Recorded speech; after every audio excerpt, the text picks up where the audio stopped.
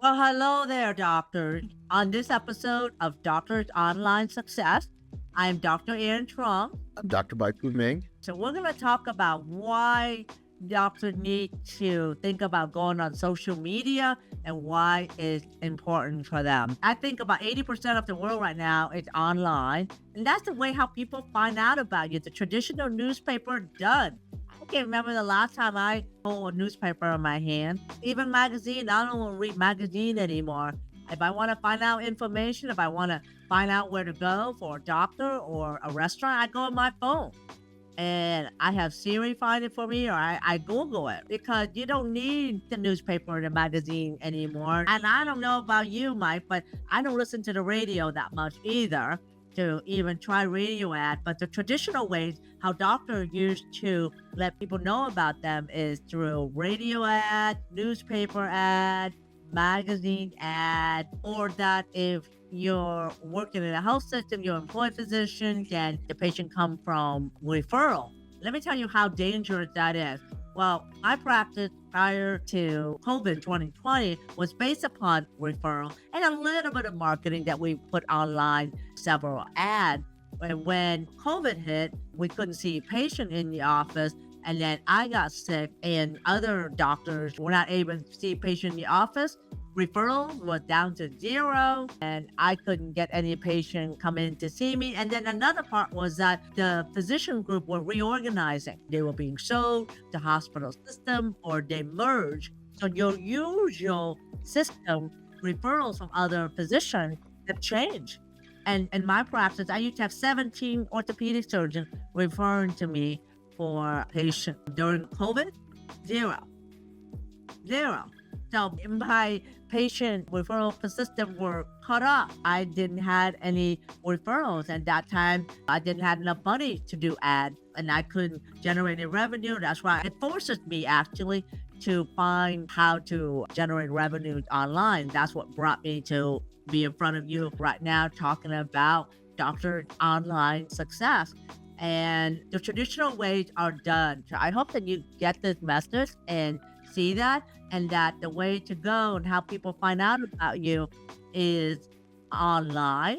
So Mike, can you share your journey on, I know that you've always been in non-insurance cash-based business with your aesthetic and weight loss practice. How did your transition go to online? Well, I knew like early on, and again, I'm going to date myself. I've been doing this for quite some time. I started my first internet business way back in the mid 90s. That's how I've been doing this. And, even before all the social media came, we started our practice in the early 2010s. It was around, but certainly not to the extent as it is now. And it was just like, imagine you have the ability to potentially have the audience, the Super Bowl, right?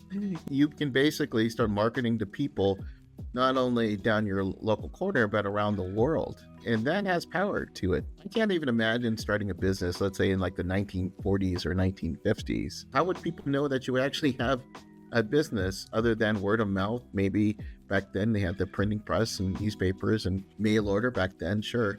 But now with the internet, your audience is available to anybody right now. Why not take advantage of it? Absolutely. I mean, people are online and that's the only way that they find you. Doctors, unless people know about you, they can't come to see you. So you have to get in front of them. You have to let them know that you exist and what you do. And we'll talk about niching down later, but I want to kind of ask Mike, if you're right now a doctor that is working as an employed physician, why should that doctor care about going online and on social media? Yeah, so let's say you're a physician right now. Maybe you're working in a healthcare system. Maybe your income isn't dependent on attracting new patients. Perhaps you let insurance do this for you. I think they might be in a rude awakening these days. We never thought during COVID that actually doctors could get furloughed or even lose their jobs, but it happened. And it continue to happen. And the way that medicine is going with declining reimbursements, I know many doctors now are opting out of different programs these days. And there's been a big shift towards fee-for-service, even cash type services. So these are skills that you're going to need to learn sooner than later. I think sooner for sure. But you're listening to this program because perhaps you're dissatisfied with your career. Maybe you want to start up your own practice. Well, the way to do that is learning the skills on how to start marketing through social media. Perhaps maybe your goals and your aspirations go beyond clinical work. I know many doctors who want to write their own book. They want to become a paid speaker. They want to have bigger aspirations influencing medicine, whether it be financial, whether it be political. It's important that you have the understandings of social media. Not to get political, but we've seen how things have changed in the political realm in terms of reaching audiences. In the last election, Trump was able to reach audiences that were not, the traditional ways of marketing. We saw that back in 2008 with Obama back then, where he was still in its infancy, but he was able to, and his campaigns were able to reach people that went beyond sending letters and signs in front of houses, those kinds of things. Those were the audiences that they were needing to reach. So these are skills that are going to be more and more imperative that you need to know, whether it's not you're working for someone else, or I even see doctors who want to have a bigger paycheck, and they do that by learning skills and learning knowledge. And I know some doctors are saying, hey, I can be a bigger asset to my employer if I'm able to market my practices, if I'm able to go out and speak to the community. Well, they're not going to be able to learn about these unless you be able to market. And we believe social media is one of the best ways to do that. Well, also, too, you're an employed physician. If you're able to do this and be able to command an online presence and attracting patients to the office, that will make you more valuable the next time you sign or renew that contract again for negotiation. You have more leg to stand on, and you have more leverage to negotiate for better terms on your next renewal.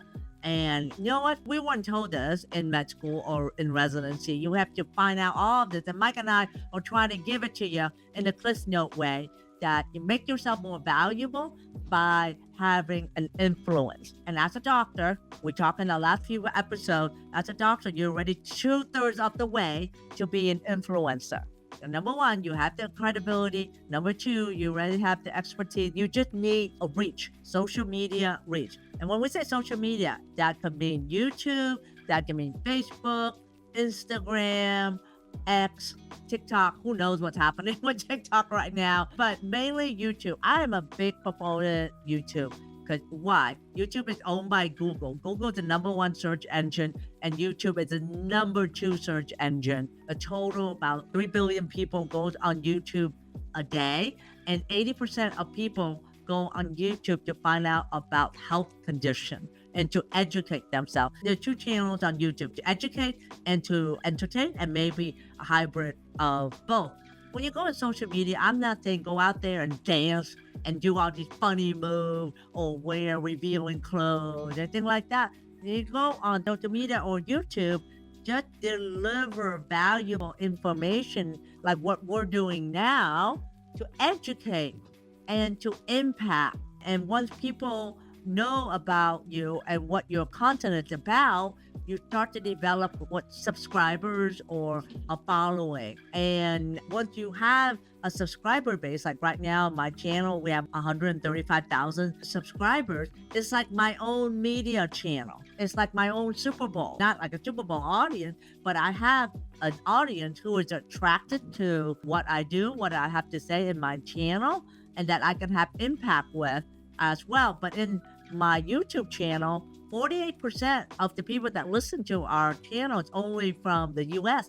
52% are outside the US, everywhere in the world. Now imagine, doctors, if you can have an impact worldwide.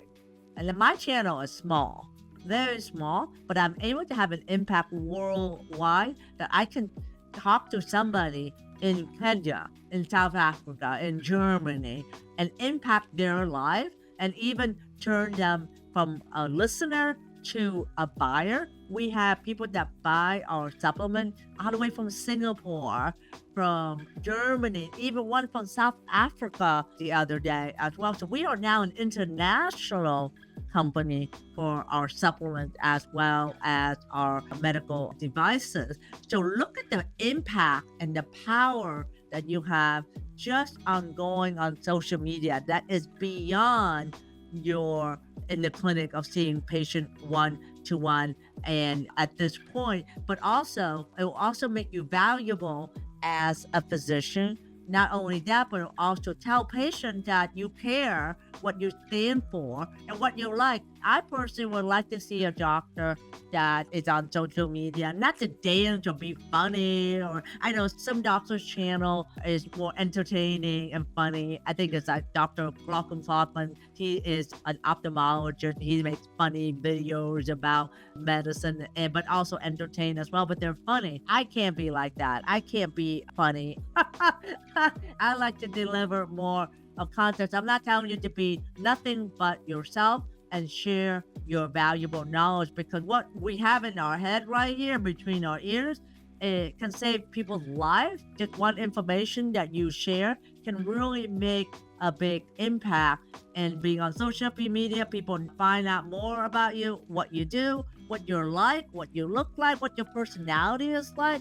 I can tell you, just being on YouTube, I'm on YouTube, Facebook, and Instagram, and TikTok as well, and on X, but my main channel is on YouTube. I'm able to have somebody that watch my video in California, in fact, San Diego, in California, that watches several of my videos and pick up the phone and call the office and fly all the way to Virginia to see me within about a 2-week time frame to pay a premium price for me to treat his ED. Now, we have seen that. We have seen that occur over and over again, and I am just really almost surprised at the impact of being online. Now, if this was pre-YouTube, there's no way I could have trapped a patient all the way from California to fly to see me in Virginia. I would be restricted to just my local area at that time. And so what I'm trying to say is that as a doctor, you're 2/3 of the way there to become an influencer online, and that you don't need to act funny or to dance funny or to dress weird. Just be yourself, sharing valuable information, and the rest will follow. But I feel it almost as a moral obligation for doctors to share your knowledge online.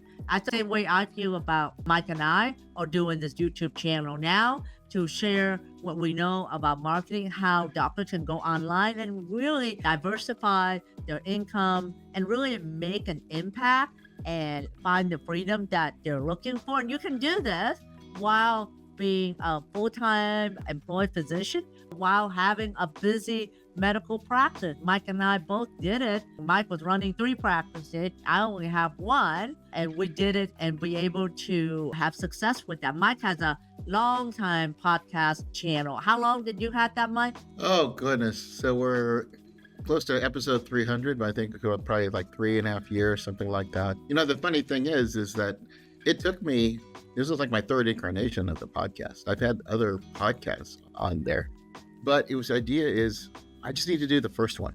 It doesn't have to be perfect.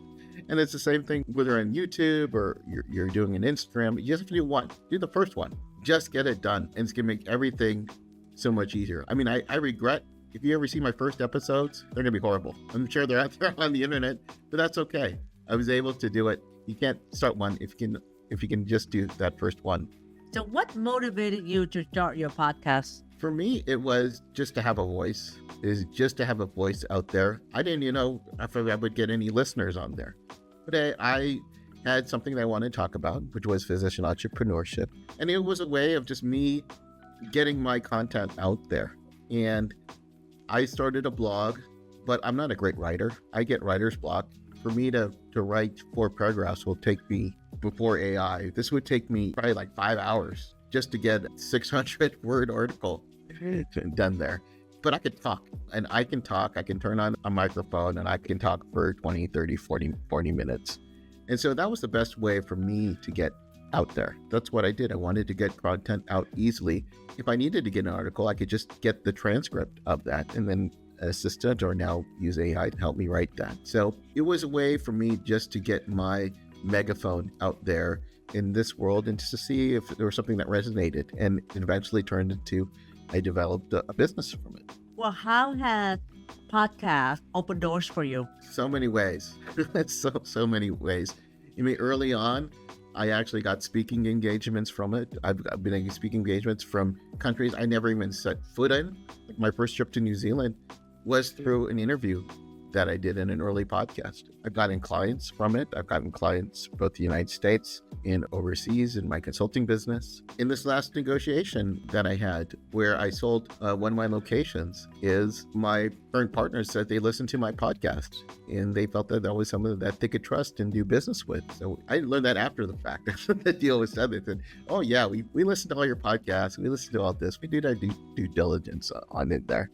And I'm not the most eloquent speaker. I say my ums and ahs. It wasn't polished at all.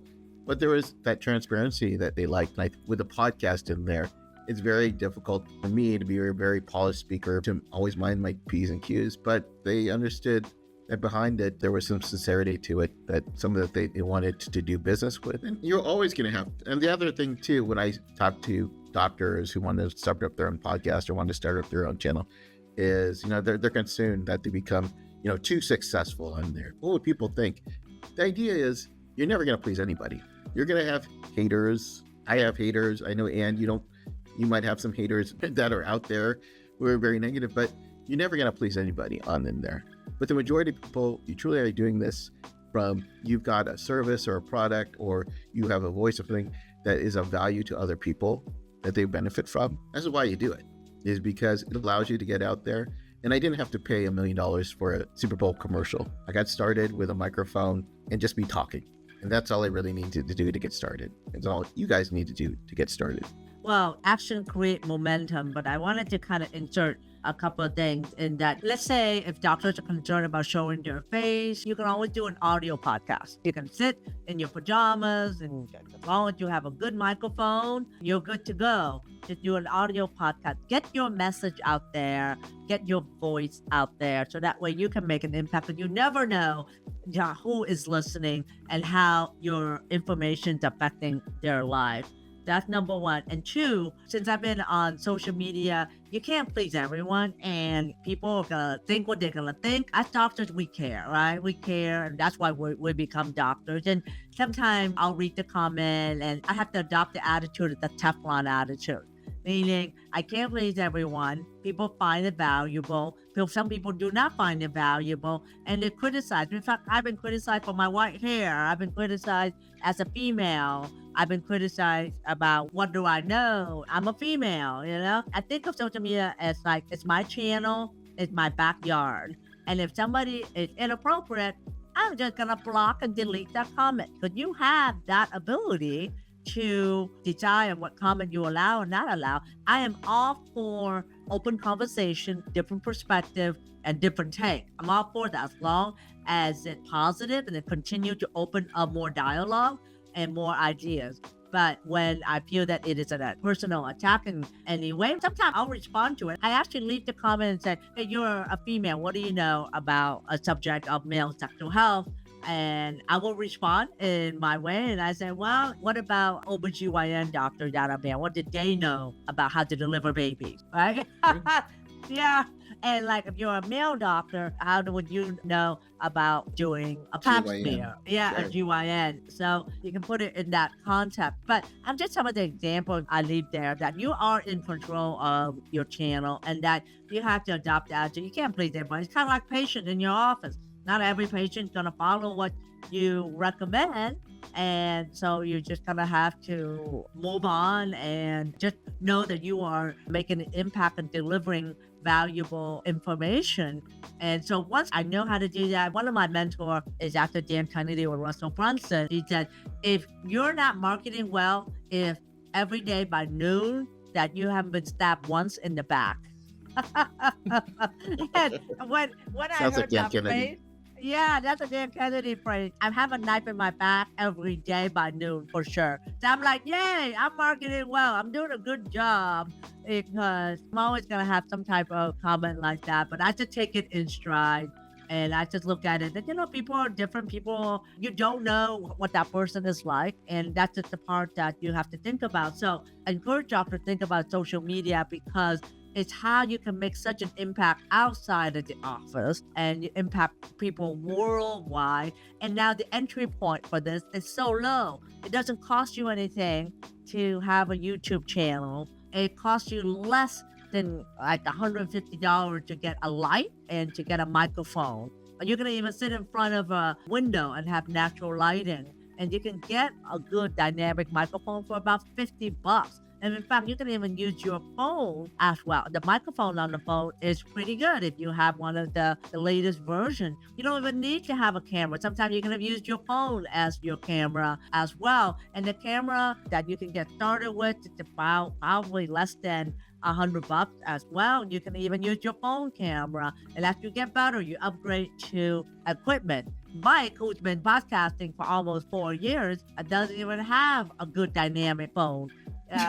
He can't even find his headphones before we started, and now he as well too. And he's been doing this for 4 years. But what he did was that he just took action and made the decision to press record. That's what he did. He pressed record, and he did the best he could. But it's time now, Mike, to upgrade your equipment.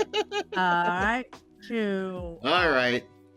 your audio and your camera and your headset, but you don't have to spend a lot of money. I'm telling you, you can probably get everything, even the lighting, the camera, and a good dynamic microphone for less than $200. I will actually leave that resource in the link in the episode. Check it out. I'll put on there doctor's resources for the equipment that I recommend on a budget.